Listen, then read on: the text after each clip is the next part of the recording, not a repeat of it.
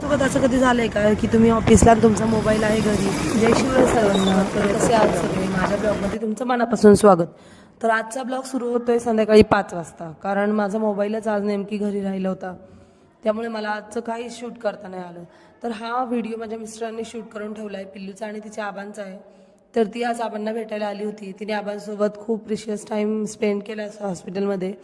तिने त्यांच्याशी खूप गप्पा मारल्या, दिवसभरात घडलेलं सर्व सांगितलं. स्कूलला गेली होती, तिथे डान्स कसा बसवला हे सर्व ती त्यांच्याशी डिस्कस करत होती. मग त्यानंतर ती घरी गेली आणि मग दादा झोपून गेले. मग ते झोपल्यानंतर डॉक्टरांनी काही मेडिसिन्स लिहून दिलेल्या, मग मी त्या मेडिसिन्स घेऊन आले.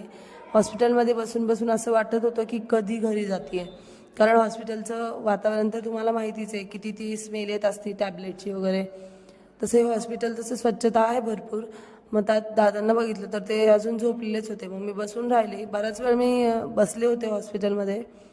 याची बऱ्याचदा तर असं वाटतं ना, आयुष्यात किती पण प्रॉब्लेम आले आणि फॅमिलीसोबत असली ना की सगळं काही शक्य वाटतं.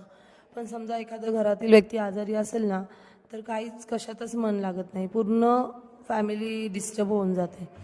तर असेच मग मिस्टर न्यायला आले होते. मग मी त्यांच्यासोबत घरी गेले, कारण भरपूर थंडी होती. आम्हाला गाडीवर घरी जायचं होतं. मग पटकन दादांना बाय बोलून आम्ही घरी निघालो, कारण आईंना पण परत हॉस्पिटलला यायचं होतं. आणि त्यात मग पिल्लूला बॉटल घ्यायची होती, कारण त्याची बॉटलचं झाकण तुटलं आहे. मग त्यानंतर आम्ही शॉपमध्ये गेलो. एक शॉपमध्ये बघितलं तर तिथे बॉटल्स अवेलेबल नव्हत्या. मग दुसऱ्या शॉपमध्ये गेलो तर तिथे सर्व मोठ्या बॉटल्स अवेलेबल होत्या. मग तिसऱ्या शॉपमध्ये बॉटल 3 शॉप चेक केल्यानंतर शेवटी एक लास्ट शॉपमध्ये आम्हाला एक बॉटल भेटली आणि मग तीच घेऊन आम्ही निघालो घरी जायला. मग घरी गेल्यानंतर हे टेन्शन होतं की बाबा आता जाऊन स्वयंपाक बनवायचा आहे, मग जेवण करायचं.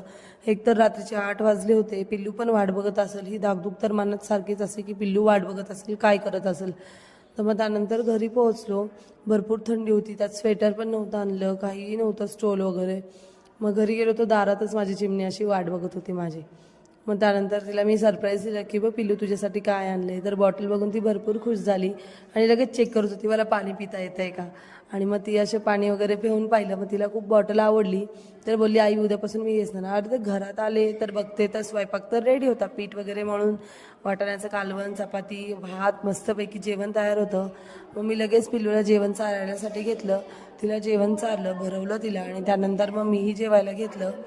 आणि मग फरसाण वगैरे टाकून मस्त जेवण केलं. तर मामा आले होते, मग त्यांनी लाडूही आणले होते.